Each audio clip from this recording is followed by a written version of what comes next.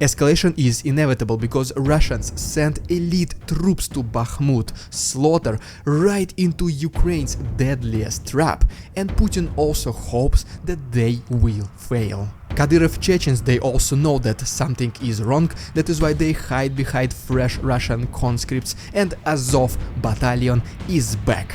But more about all of this in just a couple of minutes. What's up, investors? It's the Russian dude. And let's get right to the point and talk about some ridiculous Russian propaganda. So, recently the mayor of Grozny, the, for some reason, obvious reasons, relative of Kadyrov, and then the representative of Mariupol, they were literally forced to sign an agreement between these two cities. And to be honest, if you look at their faces, it does not look like that they are happy signing this document. Most likely they are being forced to do it, because in case they refuse, especially the representative of Mariupol, guess what will happen to him? Yes, that's right, he will go straight to jail. And this is going to be a very interesting cooperation, because ever since they signed this document, neither of the sides helped each other. And just pretty much as expected, this was done only solely for propaganda purposes, because as soon as Ukrainians will start approaching Mariupol, I seriously doubt that Kadyrov Chechens will rush to help those Russians. And by the way, my giveaway is still active, so if you want to win one of these incredible wallets, all you need to do is to simply like this video and subscribe to my channel.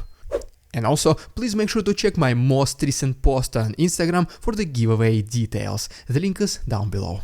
Right, and now just literally a couple of words about the Western military support and the Ukrainian brand new weapons, and then we'll go to the south and the east of Ukraine and talk about this new escalation in Bakhmut. And first of all, the country of Germany is sending 2 more IRIS-T air defense systems to Ukraine. And then, according to some Western military experts, during the liberation of Urozhaine, Ukrainians were using the cluster munition, but it was not most likely the cluster munition from the US. Most likely, this was just a copy created by Ukrainians and used themselves in this counteroffensive.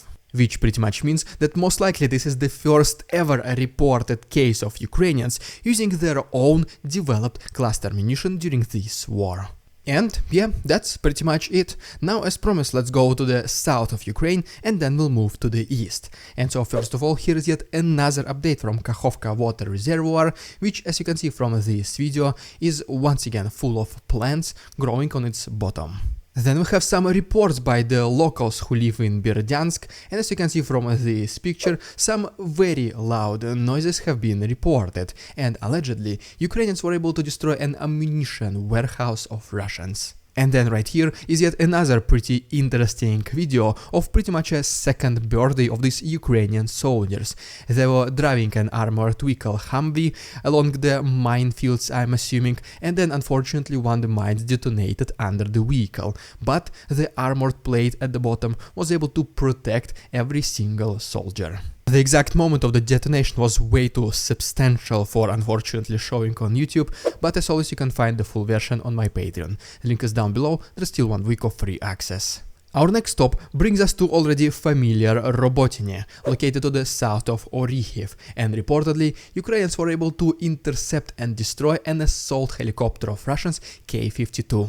And ultimately, as you can see from this map, in the last 24 hours Ukrainians were able to advance even closer to Robotyne, and then going a little bit to the east, we can see that they also were able to liberate some land to the southwest of Novopokrovka. Our next stop brings us to also familiar settlement in the south called Urozhaine, where Ukrainians expanded their liberation to the south of this area, and now they're mainly concentrating their counteroffensive efforts to the east of this city.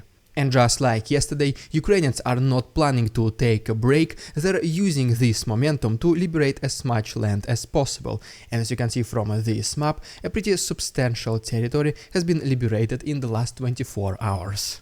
And so yes, now let's quickly go to the east of Ukraine for the similar brief update. And just first of all, we have to make a stop in Belgorod region, where reportedly, according to already Russian sources, Chechens, especially those fighting for Kadyrov, they start literally hiding behind fresh Russian conscripts. And basically, the main claim is that Russia has at least 4 lines of defenses in Belgorod region next to Ukraine. The first 2 are occupied by Russian conscripts, and then only the third and the fourth one are occupied by supposedly experienced Chechen soldiers. And this territory, which is next to Belgorod, is just one of the most obvious ones, because reportedly we have even some more claims that something similar, what Chechens are hiding behind Russian conscripts, it also happens somewhere along eastern front lines. And even though previously one of the main responsibilities of Kadyrov Chechens was to record TikToks and show that Russians are winning, it now does look like that these Chechens, they know something big is coming. Next we have the report by the Institute for the Study of War, which claims both Russians and Ukrainians were engaged in combat activities all the way across Kupiansk, Svatove, Kreminna frontline, with neither of the sides achieving any success so far. But most importantly, right here we have a video of already legendary military unit of Ukrainians called Azov. Yes, the one which was protecting Mariupol steel plant last year until the very last soldier. And so reportedly they are back in action, they are training, and right now one of their main dispositions is located to the south of Kreminna, next to Serebryanka forest area. And besides that, even more military vehicles of Russians are being destroyed literally every single day, such as for example right here is the armored personnel carrier of Russians called Terminator, which is being terminated. Our next stop brings us to the main city in the east and to the pretty much main topic of the video, to Bakhmut, and reportedly Ukrainians were able to destroy an assault group of Russians and the concentration of their forces to the north of Odradivka. And just believe it or not, yet another Russian assault helicopter K-52 has been intercepted and destroyed in Bakhmut as well. And as a result of these combat activities in the last 24 hours, there was a minimal success by Ukrainians. They were basically able to advance just a little bit closer to the south of Klishchiivka.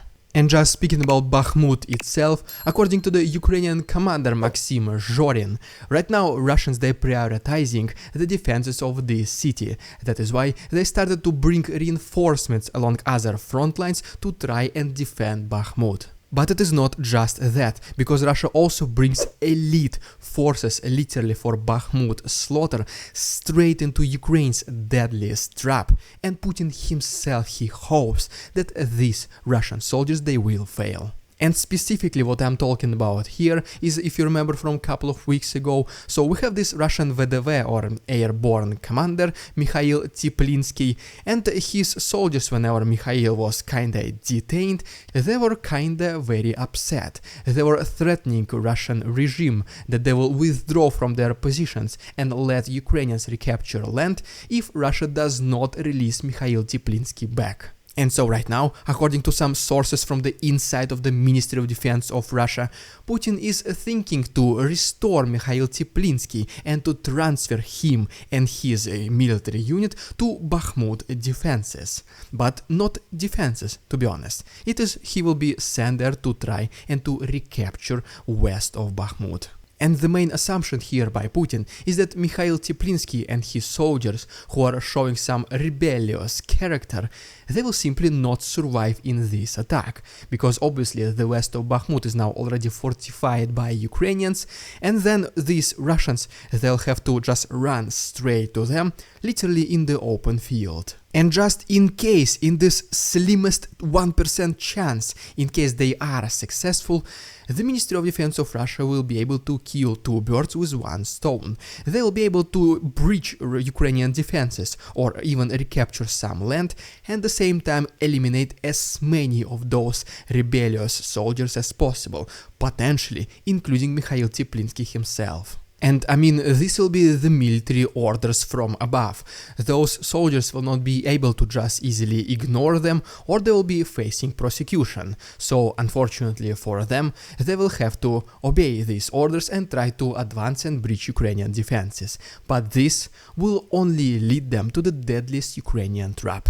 Because as of right now, Ukrainians are occupying territories next to Berhivka and Yehidne to the north of Bakhmut, and next to Klishivka to the south of Bakhmut, and both of these places are geographically higher than Bakhmut itself. That is why whenever these Russian paratroopers will try to advance to the west and breach the protection and defenses of Ukrainians, they'll be basically facing the Ukrainians who are simply standing on the higher ground, surrounding them from both north and the south. And these Ukrainians next to Berhivka Yehidne, next to Klishivka, they will not even need to go down and try to surround them, because once again they're geographically higher. That is why these Russian forces will be just on the open field in the palm of their hands. That is why they'll become an extremely easy target for artillery and just regular fire. And for the very same reasons, even retreating will be barely possible for Russians. And it just shows you once again that Putin is ready to sacrifice everyone and everything just to preserve his power and grip on Russia. I am assuming that this mindless and completely useless attack will happen in the near future, so just please consider subscribing to my channel if you don't want to miss this event. And if you want to see these daily episodes hours before they go live on YouTube, if you want to access hundreds of uncensored footage, and if you want just to show the support to the channel, the best way to do this is through my Patreon. You can also unlock some channel perks by becoming my channel member, or simply use a PayPal link. Everything can be found to the right and down below. Thank you so much for your attention, товарищи. Please follow me on Instagram. Beware, there are scammers in the comments, and see you tomorrow.